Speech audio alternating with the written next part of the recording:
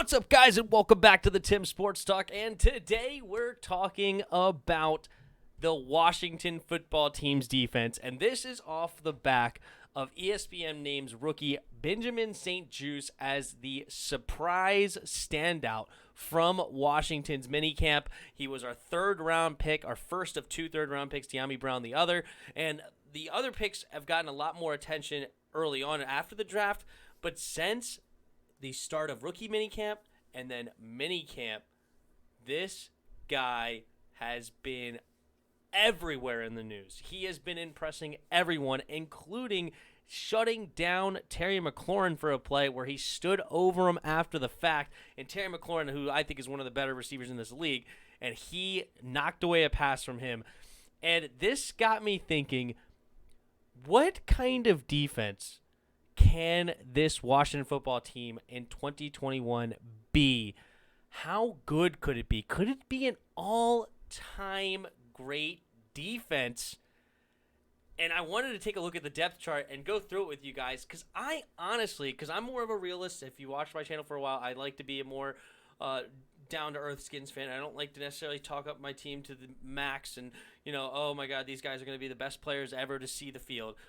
But honestly, objectively, I think this team could be one of the best defenses ever in history. Maybe not the best, maybe not the 85 Bears, the 2000 Ravens, or the Steel Curtain, or the Purple People Eaters, but this is a team that has a chance, or a defense that has a chance to pull out some of those numbers, which is insane to think about. And, of course, it all starts up front, right? Montez Sweat, Daron Payne, Jonathan Allen, Chase Young, 4 first-round picks right there, including the number 2 overall pick, Chase Young. Jonathan Allen was projected to be a top 5 pick that year. He had a little bit of a shoulder thing that teams got scared. He ended up dropping to pick number 16 for us. That was a steal. Daron Payne, a pick that a lot of Skins fans did not like, has proved to be an absolute stud at pick number 13. And then Montez Sweat, we traded back into the first the same year we drafted Dwayne Haskins. And again, he had like a heart thing that people got scared of, but that seems to be completely fake, I guess, because he has been phenomenal for us, and he's super fast. He ran a 4.41 40-yard dash at 260 or 270 pounds or something crazy. Absolute beast. Then you have rotational guys. I love Matt Ioannidis. Some people think that he's better than Jonathan Allen. I personally don't, but nonetheless, Matt Ioannidis can get you a 9-sack season, which he did at the interior line position, which is insane. Tim Settle is a guy that we got in the 5th round. Absolute steal he has been, that comes in rotation. Big boy, can also play. So we have 4 extremely talented D tackles in this guys right here. James Smith-Williams is a guy that we drafted late in a 6th round, I believe, or 7th round pick actually, out of NC State, and he actually has some talent. His problem is injury, so if he's got to stay healthy, but he's actually stayed relatively healthy since he's been in the league, but at college level, he could not stay on the field, but we'll see how that goes. Casey Toohill right now is listed as the 2nd, but I actually like our 7th round pick this year in William Bradley King. A lot of people are talking about him out of minicamp as well, being an awesome rotational guy. I think this guy could be a clear upgrade than what we had last year in Ryan Anderson, and him spelling Young or Sweat would not be a big deal to me at all. He's fierce competitor. He's going to go 100% every single play. He's also got a ton of moves at the line with his hands, spin moves, nastiness. And William Bradley King can be a guy that really surprises a lot of Washington football team fans but even around the NFL, William Bradley King could be a steal in the 7th round. So that's just the front 4. That's just the front. And we're talking about fantastic players there. Now we look at this. Our 1st round pick, Jamin Davis at linebacker. And right now they have him as Will, but he's playing middle. He could play any 3 of the linebacker positions. He is a freak athlete, running a sub 4.4 40-yard dash, 41-inch vertical. The dude is there's no other way to describe it. He's a freak, right? Now, he does have some things to clean up, but behind this defensive line, we are putting him in the best possible scenario possible. He could also cover, so he's a true every down linebacker, Jamin Davis, which is why we drafted him at pick number 19. I'm going to skip Bostic for a second because I love Cole Holcomb, former 5th-round pick. He has been an absolute gem that we have found. He also runs a sub 4.45. I think he ran a 4.45 40-yard dash. Dude's a beast. He's 250 pounds. He could tackle like the way he can do it all as well. Cover in the run game. Love Cole Holcomb. He's really the only linebacker I liked from last year, and I'm glad that now we have Jamin Davis, Cole Holcomb, freak athletes, and great in coverage and the run game.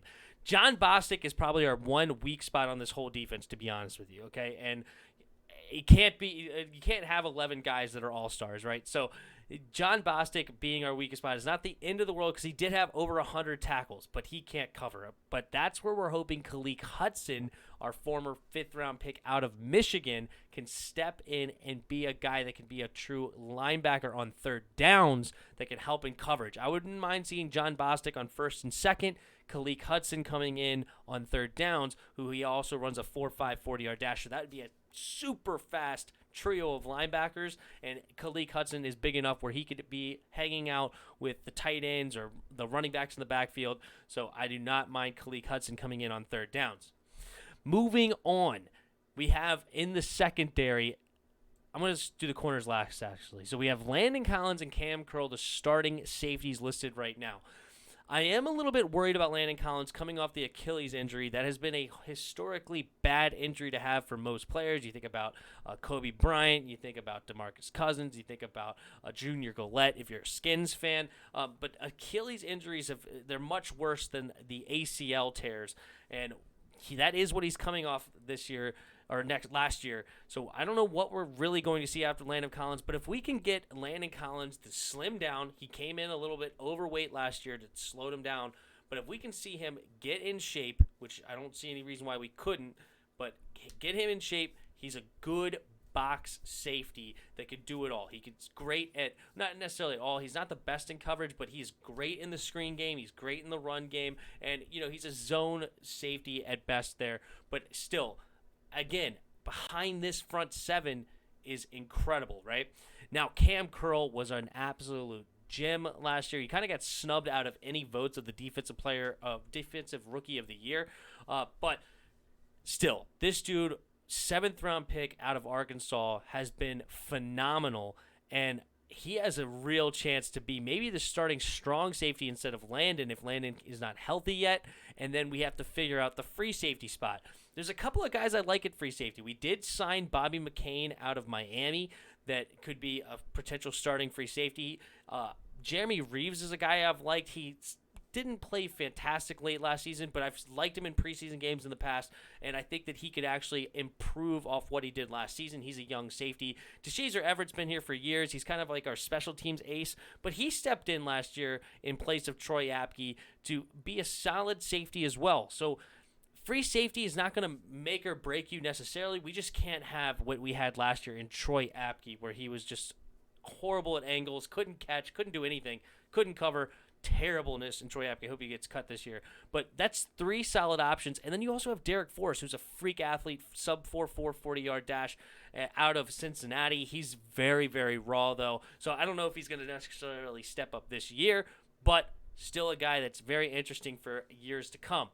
Now let's move on to this corners position because we already talked about Benjamin St-Juste. And if Benjamin St-Juste, St. Goat we like to call him here on the channel, if St. Goat can turn into a potential Richard Sherman 2.0, like our buddy Jarris likes to say, and it's honestly, that is his comp. He's a 6'4 dude, great arm length, just like Richard Sherman. But what he has over Richard Sherman is lateral quickness. The dude ran a sub 4 20-yard shuttle, which is just ridiculous.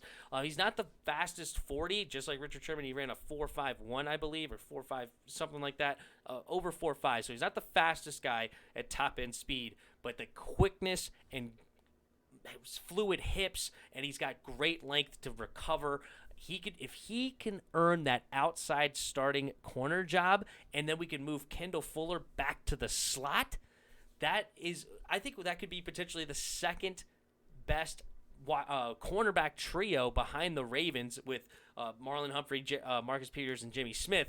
That could be the second best trio in the league. And then, of course, if Benjamin St-Juste just absolutely explodes and turns into Richard Sherman this year, I think that's the best trio because you have also brought in William Jackson this year, who did a great job in shutting down some receivers last year, especially the ones like Kenny Galladay. He did good things against OBJ. He did good things against like Deontay Johnson or Chase Claypool, stuff like that. He's a little bit better with the bigger receivers, even though he's got great speed. He ran a 4.37 40-yard dash, and this team is shaped up to be one of the best ever because now on top of this immense talent that we just went over, you have Jack Del Rio, who's a fantastic defensive coordinator. He's brought two different teams, two different defenses to the number 2 defense overall, and I think we were actually number 2 last year. So that's 3 defenses on 3 different teams to be the second overall defense in total defense, that is, which is awesome. And then we have Ron Rivera, a part of that 85 Bears team, played with Ditka, played with Singletary. This guy is known for his defense. Also coached the Carolina defense all the way to a Super Bowl, 15 in 1 year. This team's defense really doesn't have much of an excuse to not be an all-time defense really for years to come. This defense is so young.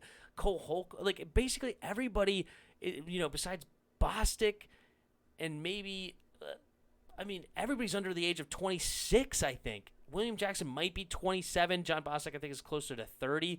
But Jonathan Allen's 26. Chase Young's 22. Deron Payne's 24. Montez Sweat's 23. Jamin Davis is 21. Cole Holcomb, I think, is 24. Landon Collins might be 27. So most of these guys are under 27 years old, except for Bostic. This team is so talented. This defense is through the roof. I think they could be an all-time defense. And that's just so frustrating. We don't have a quarterback. Ryan Fitzpatrick, meh, I'm not huge. Taylor Heineke, you never know if he can stay healthy either.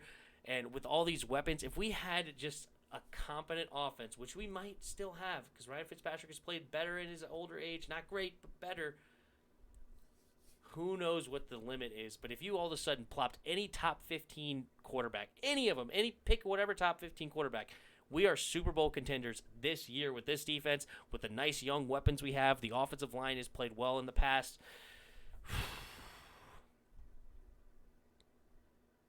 It's going to be a fun year.